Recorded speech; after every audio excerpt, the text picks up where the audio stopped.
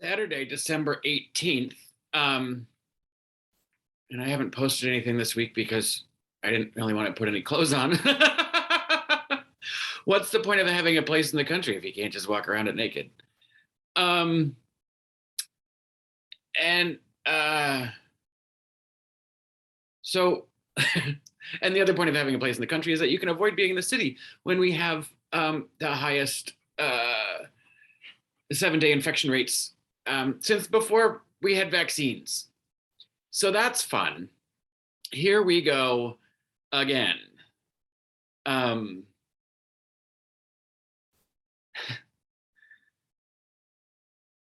this one doesn't seem to come with a lot of panic um, or any fear, and I don't think it's going to come with any lockdowns. Um, I think we're going to just power through this one with, you know, sporadic, selective cancellations. A whole bunch of shows on Broadway have canceled particular performances. The Rockettes canceled the whole rest of their season. Um, uh, Football games and basketball games are getting postponed and rescheduled, and the with the infection rates soaring as fast as they are, um, there seems to be an inevitability that we're all going to get this one, um, because it doesn't seem to matter vaccine or no vaccine. Um, the Whether or not you get infected with it, but at least the vaccines will keep us out of the hospitals. Can't be said, for some of the COVIDiots, but again,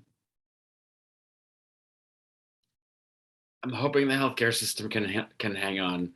I don't care so much about the folks that are willfully unvaccinated. But we've got. I mean, I think the best we can hope for here is that this blows through quickly, and and by spring we're getting back on our feet and back to some consistency that we were starting to enjoy before Omicron,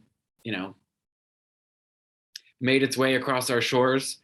I was watching the news on yesterday at noon, and it was like, God, this feels just like, March and April of 2022. It's just all coronavirus testing, um, infection rates. Luckily, right now there isn't a huge surge in hospitalizations, which is that's something to be thankful for. But man, bumpy winter. I see that New York Nets have quarantined so many players that they're forced to bring the guy, what's his name, Kyrie Irving, who refuses to get vaccinated, back into the fold. And the morons on Twitter are like, see, the one unvaccinated guy is going to be the one who's not sidelined because he's positive with COVID. They don't realize that the people who are sidelined aren't positive for COVID. They've just been exposed, so they're going through quarantine and testing until they're clear. Like, I don't understand. Well, I do understand, but it's just amazing to me that after 2 years, so many people are so willfully stupid about this virus that is airborne. I saw a thing online about how it should have been marketed as an airborne virus from the beginning. Well, it was. Like, I don't know where that message got lost by anybody, but I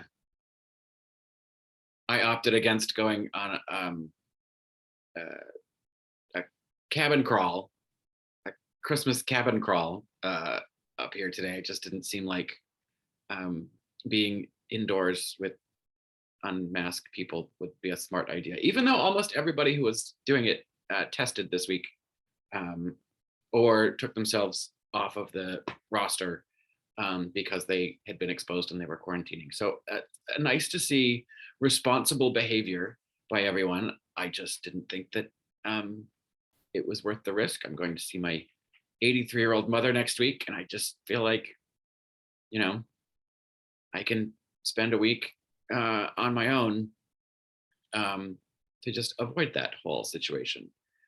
And I'll get tested before I go. So, we do what we do.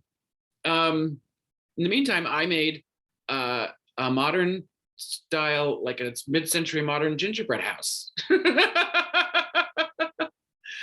That I'm entering in a contest with friends later this afternoon online. No one's coming into my house. So that's it. I just wanted to have a little holiday cheer about our impending viral disaster. And yeah, let's see what next week brings us.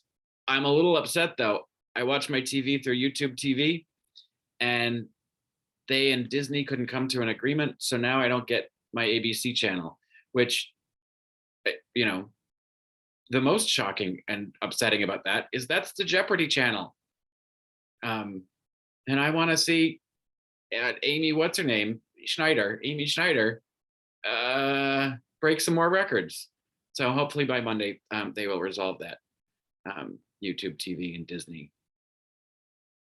Greedy corporate giants.